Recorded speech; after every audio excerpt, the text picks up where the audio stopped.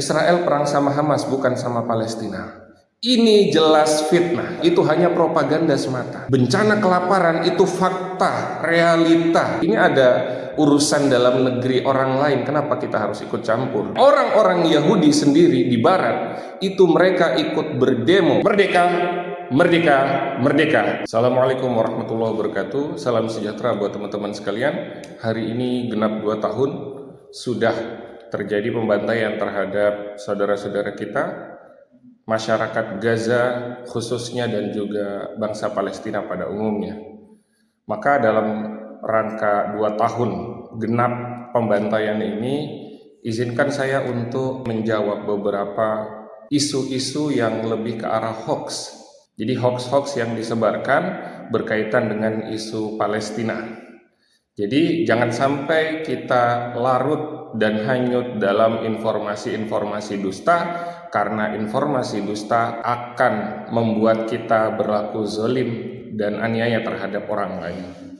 Baik teman-teman, terbaru Wanda Hamidah dalam sebuah kanal berita diinformasikan pulang dari aksi GSF Global Sumut Flotilla, upaya untuk mengantarkan bantuan masuk ke dalam wilayah Gaza. Sebagaimana sudah kita ketahui bersama, lembaga-lembaga internasional bahkan yang berafiliasi ke PBB sudah mengatakan terjadi bencana kelaparan yang luar biasa dahsyat di Gaza, dan ini coba untuk ditutup-tutupi oleh pihak penjajah Zionis. Tapi tidak bisa, karena masyarakat internasional sudah terbuka matanya. Nah, kemudian aksi GSF atau Global Sumut Flotilla ini gagal untuk mengantarkan bantuan masuk ke dalam wilayah Gaza. Kenapa? Karena dihadang oleh Angkatan Laut Israel, kemudian kapal mereka dibawa dan orang-orangnya juga ditahan, begitu ya. Nah, teman-teman sekalian, kemudian ada di kanal berita tersebut yang memberitakan mengenai Wanda Hamidah meminta agar Perdana Menteri Israel diadili, gitu ya. Kemudian banyak yang berkomentar mengeluarkan isi unek-uneknya, yang isinya adalah informasi-informasi palsu, bukan merupakan fakta, lebih ke arah propaganda. Maka kita akan menjawab propaganda-propaganda ini, dan kami yakin mungkin yang mengeluarkan komentar dan statement itu juga tidak begitu paham sebenarnya, cuma mendapatkan informasi sepihak, tidak di cross check, sehingga kemudian yang terjadi adalah kesalahpahaman dan kesalahan dalam memihak. Seharusnya memihak kepada mereka yang dizolimi dan ditindas, yaitu Palestina. Sebaliknya mereka malah berpihak kepada pihak penjajah, yaitu Israel. Baik, jadi ada beberapa komentar yang saya capture dan saya akan tampilkan ya ke teman-teman sekalian. Yang pertama, ada kalimat, makanya jangan coba-coba senggol Israel. Kuasa Tuhan ada pada Israel karena Israel bangsa pilihan Allah. Baik teman-teman, kita sekarang sudah berada di zaman modern, yang mana kita tahu tidak ada lagi perbedaan warna kulit, tidak ada lagi supremasi bagi orang-orang berkulit putih. Zaman dahulu ketika masih ada perbudakan dan masih populer perbudakan itu di Amerika Serikat, kita tahu bagaimana bangsa kulit hitam kemudian ditindas. Nah, itulah kemudian yang melandasi munculnya perlawanan dan muncullah ide persamaan dan harkat martabat manusia, atau yang kita kenal sebagai konsep HAM. Jadi konsep HAM itu tidak memandang apakah kita itu orang Indonesia, orang Amerika, orang Arab, apa agama kita dan lain sebagainya. Nah, sedangkan kalimat ini, Israel adalah bangsa pilihan Tuhan, ini adalah kalimat yang mohon maaf lebih ke arah rasis dan bertentangan dengan nilai-nilai modernisme, di mana nilai modernisme mengatakan bahwa di zaman modern kita ini tidak lebih tinggi dari orang lain semata-mata karena keturunan kita, karena warna kulit kita, karena suku kita, karena kelompok kita. Bahkan dalam dunia barat karena agama kita pun sama, begitu ya. Jadi semua manusia itu sama, dan manusia dinilai berdasarkan apa yang dia lakukan. Ketika yang dia lakukan baik, maka kita nilai orang itu baik. Ketika yang dia lakukan buruk, maka kita nilai orang itu buruk. Bahkan dalam internal umat Islam sendiri, ketika melakukan kesalahan, maka kita katakan salah. Jangan kemudian dibela karena semata-mata agamanya sama. Begitupun dengan saudara-saudaraku dari agama-agama lain. Jangan karena ada saudara-saudara kita yang seagama melakukan kesalahan kemudian kita bela. Itulah yang namanya fanatisme. Itulah yang disebut sebagai fanatik. Baik, kita beranjak ke komentar selanjutnya. Ngapain bantu rakyat luar? Bahkan rakyat sendiri masih banyak yang sengsara dan tidak makan. Ngurus yang jauh, bisa ngurus negerinya, nggak bisa buat apa? Ini saya kurang paham maksudnya bagaimana. Intinya teman-teman, bahwa dia mempertanyakan buat apa bantu jauh-jauh ke Palestina. Di Indonesia saja banyak yang sengsara. Baik, kalau kita mau bertanya begini, semestinya kita pastikan dulu apakah orang tersebut itu bantu Palestina tapi tidak bantu masyarakat di sekitarnya atau tidak. Setahu saya, orang-orang yang setahu saya dia itu memberikan bantuan kepada Palestina, dia sebelum itu sudah menjadi orang-orang yang aktif untuk memberikan bantuan kepada masyarakat sekitarnya. Itu yang pertama. Jadi jangan kita melokalisir kebaikan itu, membatasi kebaikan yang bisa kita lakukan. Perlu Anda tahu bahwa Bung Karno ketika merumuskan Pancasila itu beliau mencetuskan salah satu bagian dari sila yang beliau sampaikan adalah nasionalisme dan internasionalisme. Maksudnya bagaimana? Nasionalisme kita diajarkan untuk cinta tanah air, tapi di samping itu kita juga harus merasa kita ini bagian dari masyarakat dunia. Yang kita itu harus berperan aktif dan politik luar negeri kita, politik luar negeri bebas aktif. Artinya kita tidak boleh egois, hanya kemudian semata-mata mengatakan saya tidak mau bantu karena masih banyak masalah di Indonesia. Teman-teman, saya rasa banyak bantuan-bantuan yang sudah diberikan Indonesia ke negara-negara lain, bukan hanya Palestina, tapi tidak pernah diprotes kecuali isu Palestina ini. Entah ada apa dan mengapa. Intinya bahwa ada masalah di Indonesia, betul, kita harus selesaikan dan itu harus jadi prioritas. Tapi kalau kita mampu bantu saudara-saudara kita di luar, kenapa tidak? Gitu ya. Dan kalau teman-teman mengarahkan misalnya ngapain bantu di luar, bantu aja di Indonesia. Coba teman-teman sebelum menuduh seperti itu tanya ke Wanda, ya, Wanda Hamidah. Apakah dia cuma bantu Palestina tapi dia tidak bantu tetangganya? Atau dia sudah bantu tetangganya tapi karena dia melihat ada yang perlu bantuan juga di sana, akhirnya dia ikut membantu juga, gitu ya. Jadi teman-teman, janganlah kita menyerang kepada personnya. Kita nilai orang berdasarkan perbuatannya, jangan kita nilai berdasarkan personnya. Baik, itu yang kedua teman-teman. Yang ketiga, bisnis agama. Biar bantuan mengalir atas nama Palestina, padahal bantuannya mengalir ke yayasan mereka.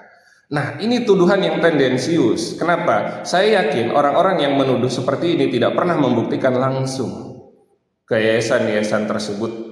Dan biasanya mereka merujuk kepada isu-isu yang dilontarkan, tapi isu tersebut tidak pernah terbukti sama sekali.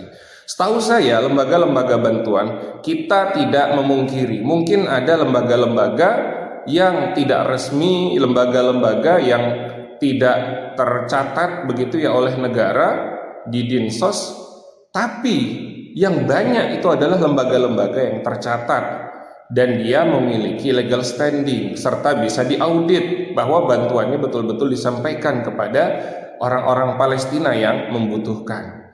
Nah, jadi ini merupakan generalisir yang berbahaya juga begitu ya.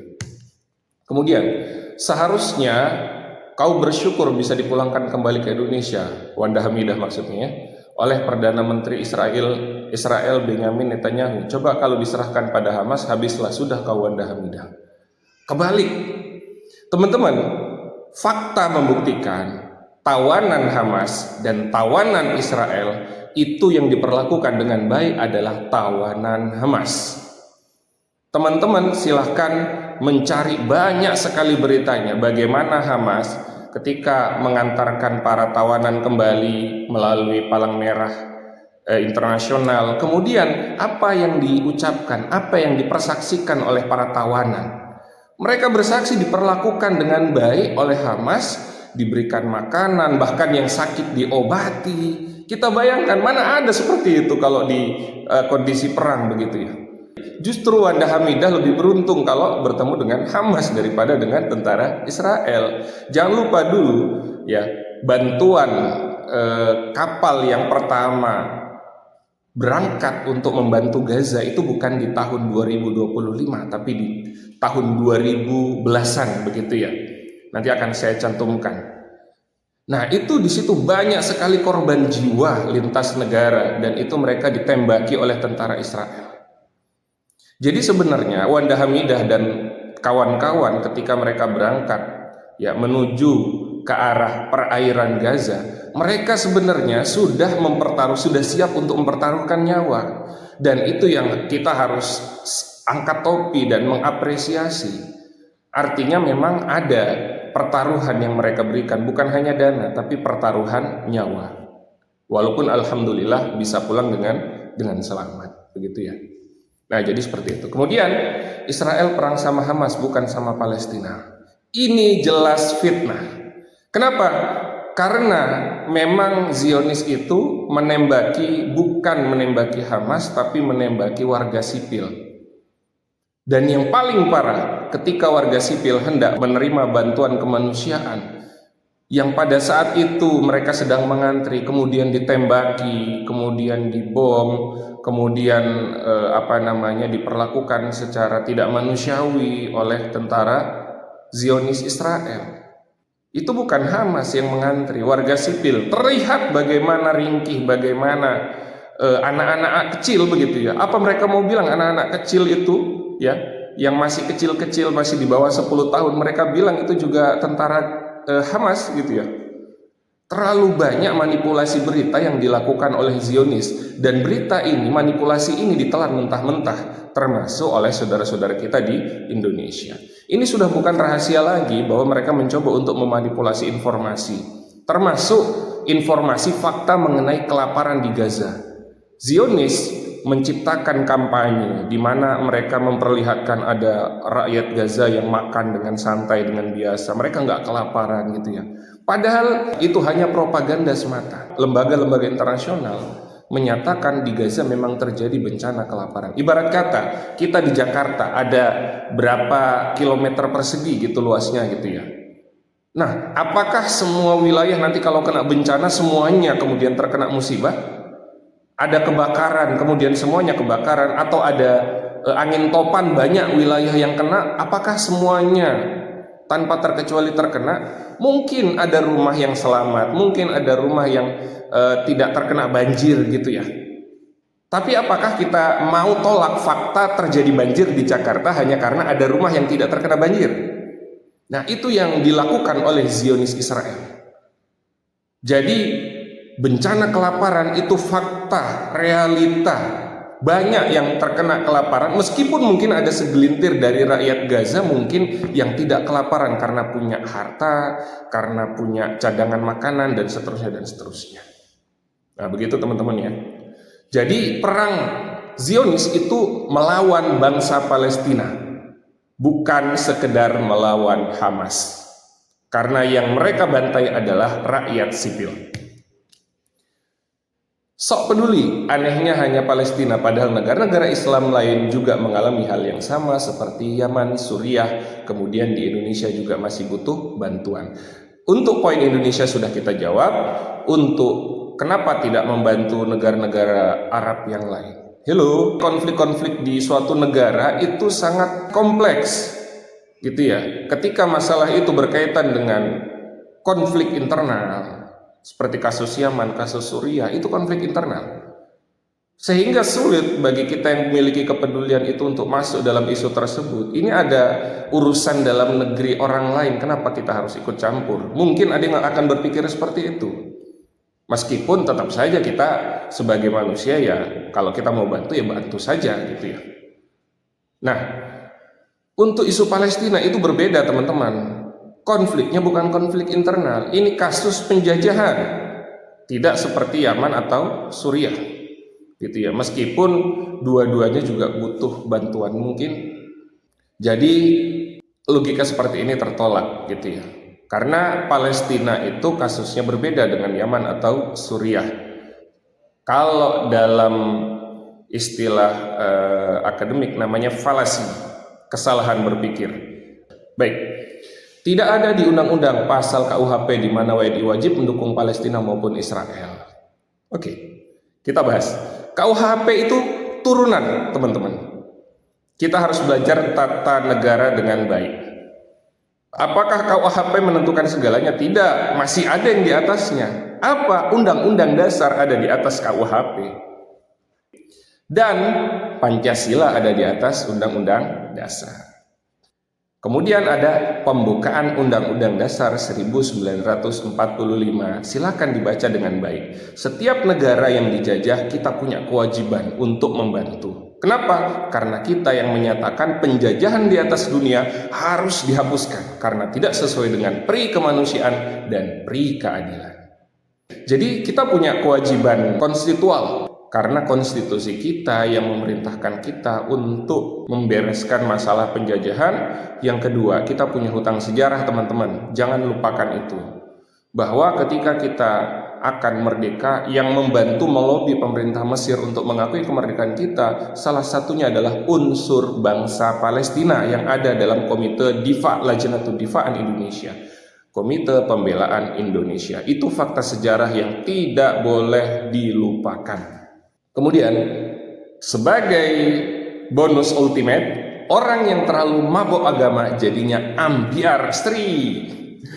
Jadi, ini masih dikaitkan dengan agama lagi. Oke lah, dalam Islam memang punya tendensi untuk membela Palestina karena faktor akidah, karena faktor keyakinan. Tapi teman-teman, yang turun membela Palestina sekarang bukan hanya orang-orang Islam, orang-orang ateis, orang-orang Kristen di Eropa, di Amerika, bahkan orang-orang Yahudi sendiri di Barat, itu mereka ikut berdemo, walaupun tidak semua Yahudi ya, segelintir atau sebagian dari Yahudi, mereka ikut berdemo, bahkan di internal negara Israel sendiri, mereka berdemo atas kebiadaban yang dipertontonkan oleh Perdana Menteri Benjamin Netanyahu.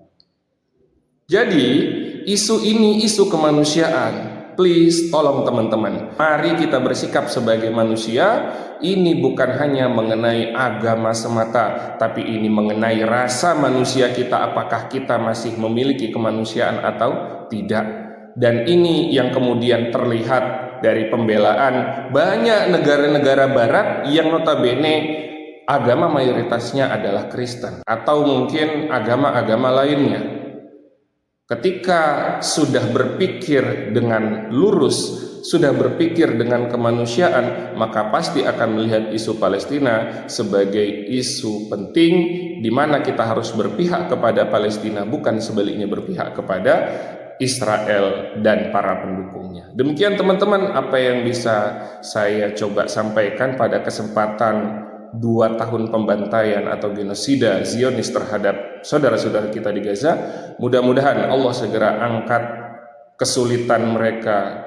Semoga Allah segera merdekakan mereka. Meskipun sudah banyak negara-negara barat yang mengakui kemerdekaan, tapi karena ada sebagian lain yang masih bersikeras untuk mendukung penjajahan Zionis, maka saudara-saudara kita masih terus berjuang sampai detik ini.